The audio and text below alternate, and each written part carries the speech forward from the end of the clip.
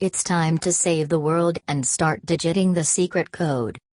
Everybody is welcome in the SWAN Station, a contemporary art digital bunker without pre-established geographical coordinates, characterized by a marked predisposition to counterintuitive processes such as entanglement, temporal distortions, and multi-dimensionality.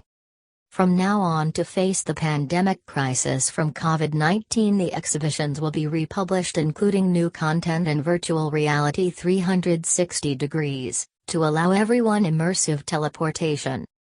Episode 3. Shepherd, Desmond and Locke. Featuring artists Dustin Cauchi, Enrico Boccioletti and Alessandro Di Pietro. The Shepherd, Desmond and Locke project is directly linked to the TV series Lost, 2005 to 2010, in which a plane carrying a group of strangers crashes on a mysterious island due to an unexplainable karmic relationship. An island with no precise geographic coordinates, invisible to both radars and GPS, with a wheel-shaped engine, chakravartin, that allows it to warp from place to place and from time to time, just as an electron on the orbits of a giant atom. The entire series focuses on the death of the survivors, referred to as macroscopic, linear and predictable beings, made of flesh and blood, and on their rebirth, on their conscious awakening to the spiritual paradoxes of quantum mechanics, of quarks, of subatomic particles and, more in general, of the invisible reality that links and produces all possible phenomena.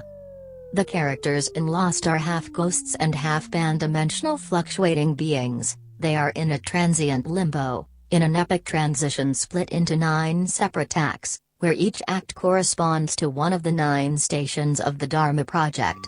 The first station is the one of the SWAN Station, which Alessandro, Enrico and Dustin will occupy with their works, and which, for the occasion, will be delocalized in Florence via a process of grammatical transposition, temporarily exiting the cinematographic dimension and becoming a collaborative platform in the parallel universe of contemporary art.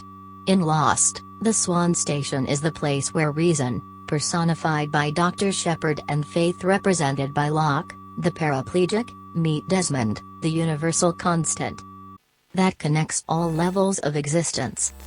As for the protagonists, your mission is to save the world. Will you choose to continue to punch in the 16 digits in the computer of the station every 108 minutes, and press execute to allow the system to reboot and maintain the status quo?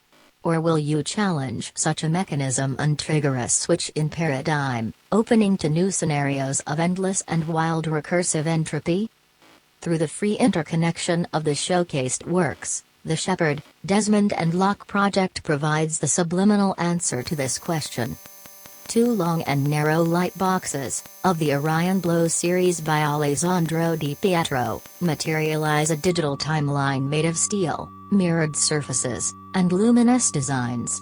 What is usually confined in the graphic interface of video editing software is converted into a physical object, proposing new narrative fields. Time stops to be something unique and impalpable and duplicates, fragments and multiplies.